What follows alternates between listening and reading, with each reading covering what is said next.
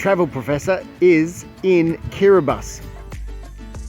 Where in the world is Kiribati? Well, it's right in the middle of the Pacific Ocean. You may well have heard of it because of climate change. It is one of the countries that is most affected by climate change because it's a low-lying atoll country. There's 33 different islands, and I'm in the capital in Tarawa. Tarawa is home to over 50% of the around about 110,000 citizens of Kiribati, spread over those 33 islands.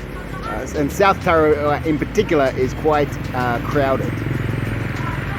The colonial name for Kiribati was the Gilbert Islands, but Kiribati gained independence on July 12, 1979.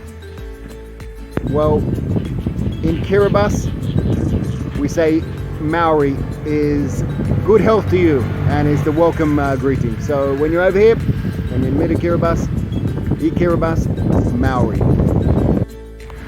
And here's another tip about the language. In Kiribati, we say the T as an S. So be knowledgeable, read up, don't say Kiribati, say Kiribati. And in case you're wondering, yes, I also found the Ferris wheel behind me to be quite an unusual sight to come across in Tarawa. Behind me is the lagoon, and just on the other side of the road is the ocean. So it's these causeways that connect the different islands along South Tarawa that you can really see the potential devastation and disaster that climate change is going to wreak due to sea level rises. The island of Tarawa was the site of a lot of action in World War II. The Japanese occupied Tarawa, and then the US Navy bombed it and took it back. Behind me is a Japan command bunker. And there's lots of other World War II relics that may be of interest to tourists who are interested in historical tourism or dark tourism. The Americans tried to land on this beach in the Battle of Tarawa. This is known as Green Beach, but they were unsuccessful because the Japanese had laid lots of landmines. Of course, behind me you can still see some of the artillery.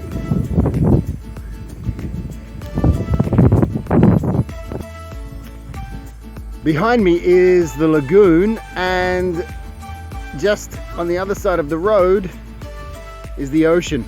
So it's these causeways that connect the different islands along South Tarawa that you can really see the potential devastation and disaster that climate change is going to wreak due to sea level rises. In the past, tourism to Kiribati has mostly been related to business, such as aid workers coming, some visit friends and relatives, and also bucket list tourism. That's where tourists who want to visit all 196 countries or at least 100 countries just come to Kiribati to get the stamp in the passport.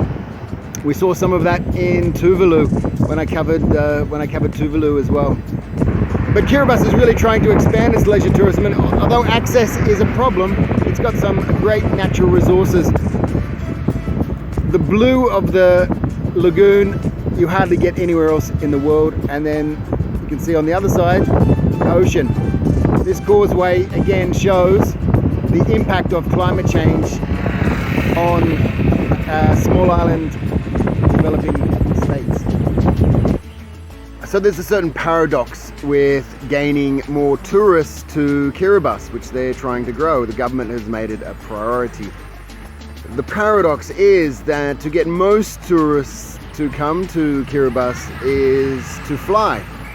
And flying and air transportation is one of the major contributors in terms of greenhouse gas emissions, which leads to climate change, climate disaster more appropriately, which is detrimental to the livelihoods of the Kiribati people.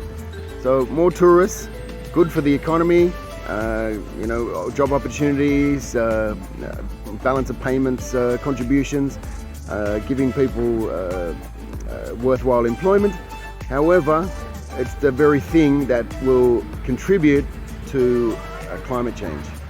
That's a conundrum for Kiribati.